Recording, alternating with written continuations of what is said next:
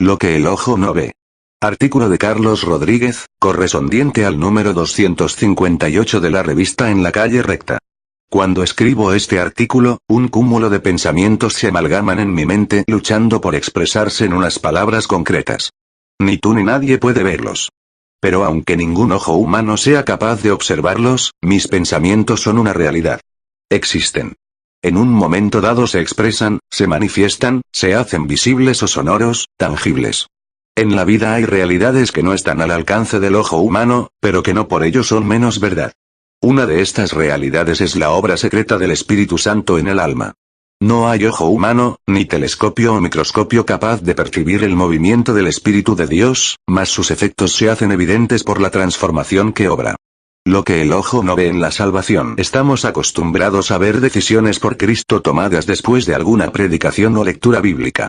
Vemos como alguien se levanta en una reunión y libremente decide entregar su vida al Señor. Quizá algún amigo nuestro, no creyente, después de escucharnos hablar del Evangelio por mucho tiempo, un día da el paso de aceptar a Jesús como su Salvador personal y todos nos colmamos de alegría. De un modo u otro, a veces muy accidental, pecadores corruptos se convierten a Cristo delante de nuestros ojos y testifican de su nueva fe. Todas esas muestras visibles de la entrega de una vida al Señor han llevado a la Iglesia a confeccionar una doctrina propia, no bíblica, como es el decisionismo. Es decir, la capacidad natural y absoluta que tiene todo hombre de convertirse a Dios en cualquier momento, si así lo decide. Nada hay peor que formar una doctrina cristiana a partir de tradiciones eclesiales, inventos humanos o fórmulas religiosas porque con ellas se invalida la palabra de Dios, Marcos 7, 9. La enseñanza bíblica en cuanto a la salvación es que toda ella es obra de Dios, pues el que comenzó en nosotros la buena obra la perfeccionará hasta el día de Jesucristo, Filipenses 1, 6. La vida espiritual viene a nosotros de lo alto, no por decisión o voluntad propia o de ningún otro hombre sobre nosotros, Juan 1, 13. Por lo tanto, cuando el pecador recibe a Cristo, es decir, cuando arrepentido de sus pecados cree en la persona y obra de nuestro Señor Jesucristo, es porque el Espíritu de Dios obró en su corazón, Hechos 16, 14, eficazmente, Tito 3, 5, por la palabra del Evangelio, Hebreos 4, 12. Jesús mismo enseñó que ninguno puede venir a mí, si el Padre que me envió no le trajere, Juan 6, 44. Lo que el ojo no ve en la santificación. Si bien todos los cristianos aceptan que la regeneración del pecador es obra exclusiva del Espíritu Santo, Juan 3, 8, les cuesta, no obstante, entender que la fuente de la santificación es ese mismo Espíritu eterno de Dios, Juan 7, 38, 39. Dos errores muy comunes circulan por la Iglesia cristiana en cuanto a la santificación. La primera enseña que la santificación se logra en la medida que el cristiano emplea su natural buena voluntad y se llena de buenos propósitos. La segunda todo lo contrario, que no es necesario que el cristiano luche nada contra el pecado. Pero el hombre no alcanzará nunca la santidad con el solo esfuerzo personal como tampoco la alcanzará con un simple abandonarse a Dios. El secreto de la santidad según la Biblia, se encuentra y cito a Edwin H. Palmer en una actividad doble. Se trata de la acción de Dios en nosotros y nuestra propia acción con Él. 100% gracia, 100% responsabilidad humana. Comúnmente observamos al creyente obrando para santificarse. Eso es lo que el ojo ve. Va a los cultos, estudia su Biblia, escucha sermones, etc. y parece que es por esas obras que se santifica y crece en el Señor.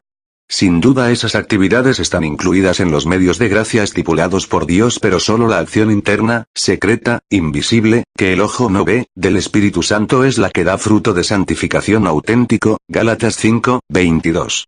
La experiencia del apóstol Pablo nos ejemplifica esta verdad cuando testifica de sí mismo que ha trabajado, si cabe, más que todos los otros apóstoles, y añade humildemente, pero no yo, sino la gracia de Dios que fue conmigo.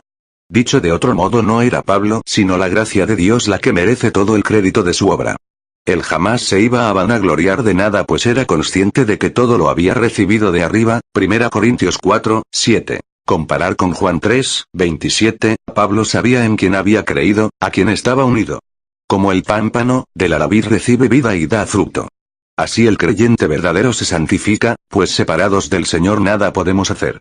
Lo que el ojo no ve en Cristo. Yo creo que se trata de Elías. No, debe ser algún otro profeta que ha resucitado. Quizás se trate de Juan el Bautista. No sé quién es, pero sin duda viene de Dios. Esto decían de Jesús sus contemporáneos hace muchos años, hoy lo describen como un buen maestro de moral o un revolucionario o un simple iluminado. Pero cuando Jesús preguntó a sus discípulos, ¿quién decís vosotros que soy yo?, Pedro contestó: Tú eres el Cristo, el Hijo del Dios viviente. El ojo de Pedro, y el de todos, no veía más que a un hombre de verdad, pero el Padre Celestial le había revelado que Jesús era el Dios encarnado. De hecho, las mismas señales, es decir, milagros únicos que apuntan al ser divino, que Jesús hizo, daban testimonio de quién era Él. Muchos podían hacer un milagro, pero nadie, por ejemplo, convertir el agua en vino en un instante, mostrando el poder que solo el Creador del universo posee. Cuando vieron esa gloria creyeron. Así pues, en este Cristo que ahora el ojo no ve, tenemos los cristianos herencia, Efesios 1, 11, 18. En él hemos sido bendecidos con toda bendición espiritual en los lugares celestiales, Efesios 1, 3. En Cristo se halla escondida nuestra vida, Colosenses 3, 3, nadie nos puede arrebatar de su mano, Juan 10, 28, 29, y un día se revelará, porque, amados, ahora somos hijos de Dios, y aún no se ha manifestado lo que hemos de ser. Pero sabemos que cuando Él se manifieste, seremos semejantes a Él, porque le veremos tal como Él es. Primera Juan 3, 2, sí. Amén. Este Cristo que ahora el ojo no ve, un día todo ojo le verá, Apocalipsis 1, 7. También los que ahora le rechazan y se burlan diciendo ¿dónde está Dios? Pero aquel día será tarde para arrepentirse y todos los linajes de la tierra se lamentarán. Ven ahora a Cristo y rinde tu vida a aquel que te ve a ti en tu pobre, miserable y rebelde estado en que te encuentras. Son mis palabras hoy las más solemnes que pueda escuchar mortal alguno, porque el que cree en el Hijo tiene vida eterna, pero el que rehúsa creer en el Hijo la ira de Dios está sobre él. Juan 3, 36. Qué terrible vivir, y morir sin Cristo.